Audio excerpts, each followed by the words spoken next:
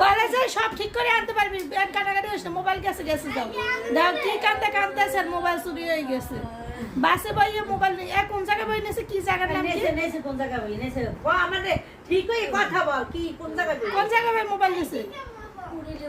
কোন পেশে রোডে আসছে তাহলে ভিডিও।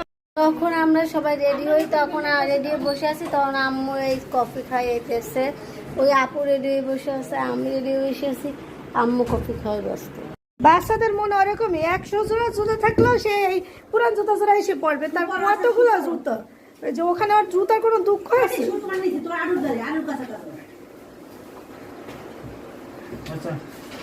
কতগুলো জুতো তোমার দেখো, এটাও তোমার জুতো, তারপরে এই যে পায়ে পড়ছে ওটাও তোমার জুতো, উপরে 2-3 জোড়া আছে, তারপরে এই যে জুতো জোড়া, এই জোড়া পড়বি শীত জুতো।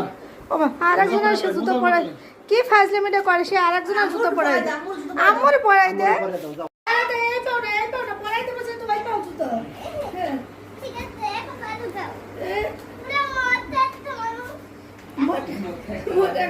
তা আম্মুকে জুতো পরাই দিছো তুমি? মাশাআল্লাহ, আল্লাহ বাঁচায় না তোমার। হ্যাঁ পড়ছি তো জুতা, পড়ছি তুমি পারছো। হ্যাঁ সুন্দর করে পরাই দিছিস, তারই আরেকজনের জুতা পরাই দিতে, সে আবার আম্মুকে দেয়।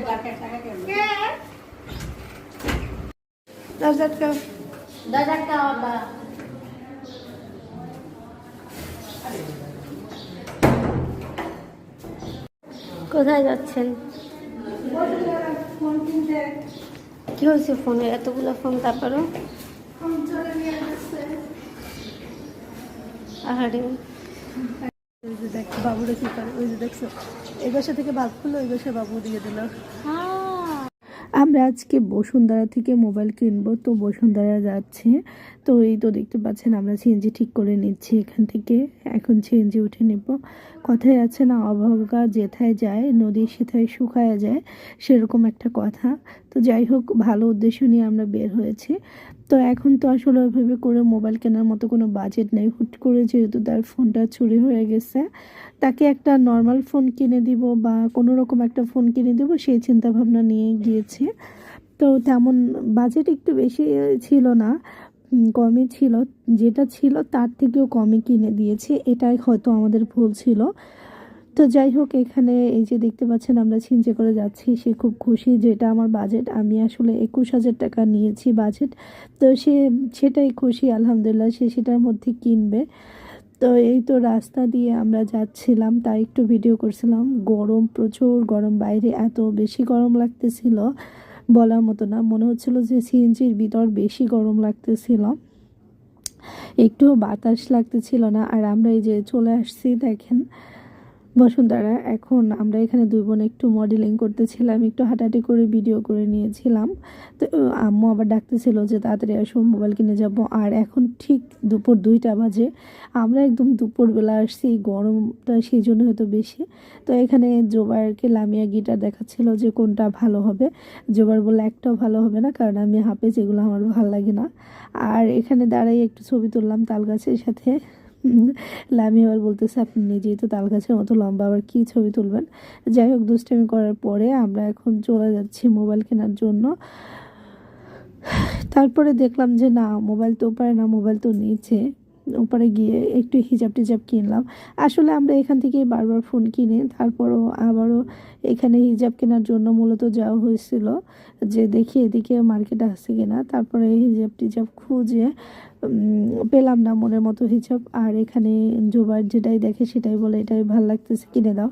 তাই আমি বলছি না, এগুলো কিনে দেওয়া যাবে না, অনেক টাকা এগুলো, চলো বাসায় অযথা ফেলে রাখো, এগুলো দিয়ে খেলো না, খেলনা নিয়ে। এখন মোবাইল দেখতেছি আমরা, এই যে। তো এখানে মোবাইলগুলো মোটামুটি ভালোই লাগছিল, আবার প্রাইজও কম ছিল। তারপরে যেটা বাস খেলাম, গেলবার আমি এক দোকান থেকে মোবাইল কিনে নিয়েছিলাম, মোটামুটি সেটা ভালোই বাজছিল, সেটা আমি কিনে নিয়ে গেছিলাম 19,000 টাকা দামে। এই দোকান থেকে কিনছি আমি মোবাইল, এখন কিছু সময় কথা হলো। আর এই মোবাইলটা আমি নিয়েছি 16,000 টাকা দিয়ে, একটু কম টাকার মধ্যে নিয়েছি। আমরা আমাদের বাজেট বললাম না, যেহেতু এটা ভালো, একই তাহলে আর কেন 16,000 টাকাটা নিব না 21,000 টাকাটা নিব। তারপরে আমরা এটা নিলাম। নেওয়ার পরে ফোনটাকে ওনারা ওপেন করে দিল, আমরা একটু ছবি টবি উঠালাম, সব কিছু ভিডিও টিডিও করলাম। তো লামিয়া কিন্তু একটু মন খারাপ করেনি, কারণ ওকে যা দিব তাই সে খুশি।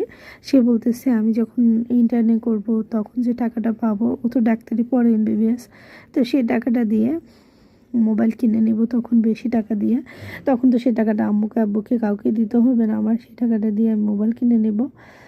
তো আমি বলছি ঠিক আছে। আর ভিভো ফোন নাকি অনেক ভালো হয় কম প্রাইজের মধ্যে, তবে একটু ভালো বাজেনি ফোনটা। দুঃখের বিষয় এটাই, ফোনটা বাসায় আনার পর থেকে দেখি সাদা হয়ে যাচ্ছে ফোনটা, মনে হয় কেমন যেন ভালো বাজেনি, অনেক সমস্যা, চার্জ থাকতেছে না একটু। তবে লামিয়া এখন এতটাই ব্যস্ত পড়াশোনা নিয়ে, ও মেডিকেলের স্টুডেন্ট, ওর তো আসলে সবসময় ঘোরাফেরা করা বা বাইরে যাওয়া সম্ভব হয়ে ওঠে না। তো ও মাঝে মধ্যেই বাসায় আসে, আইসা আবার চলে যায় হুট করে, আইসা আধা ঘন্টা 1 ঘন্টা থাকে আবার চলে যায়, এরকম দিন। এর মধ্যে তো আর মোবাইল চেঞ্জ করে আনা সম্ভব না, আর মোবাইলটার প্রয়োজনীয় এখন যে দোকানে দিয়ে আসবো 15 দিন 1 মাসের জন্য, 1 সপ্তাহের জন্য, সেটাও সম্ভব হতেছে না। তা ওনারা বলছিল যে 15 দিনের মধ্যে সমস্যা হলে নতুন একটা ফোন দিবে। দেন এত কথা ভাঙার পরে, এত কিছু করার পরে ফোন নিয়ে আমরা সেই সমস্যায় পড়লাম। ফোনটা একটুও ভালো বাজে নাই, দুনিয়ার বাজে, খুবই খারাপ একটা ফোন। আমার এর থেকে 10,000 টাকায় বাসায় একটা ফোন কেনা আছে, সেটাও বহুত ভালো। জানি না কেন এই ফোনটা এরকম হলো। আমি আর দোকানটা দেখালাম না আপনাদের, কারো ক্ষতি আমি করতে চাই না, তাই ভিডিওতে দেখালাম না কোন দোকান থেকে কিনছি। তবে ভিভো ফোন কিনছি, ওনাদেরও সেভাবে করে আমি ভিডিওতে শ্যুট করিনি, শ্যুট করা ছিল, ফোনে দিইনি, কারণ কারো ক্ষতি করতে চাই না। যদি ওনারা দেখে ভিডিওটা কোনো রকম, তো কষ্ট পাবে যে আমাদের ফোন নষ্ট হয়েছে, আপু নিয়ে আসতো আমাদের কাছে, তো আমাদেরই ভুল, আমরা তো আসলে ফোনটা নিয়ে যেতে পারি না। জানি না কতটুকু সার্ভিস দিত ওনারা।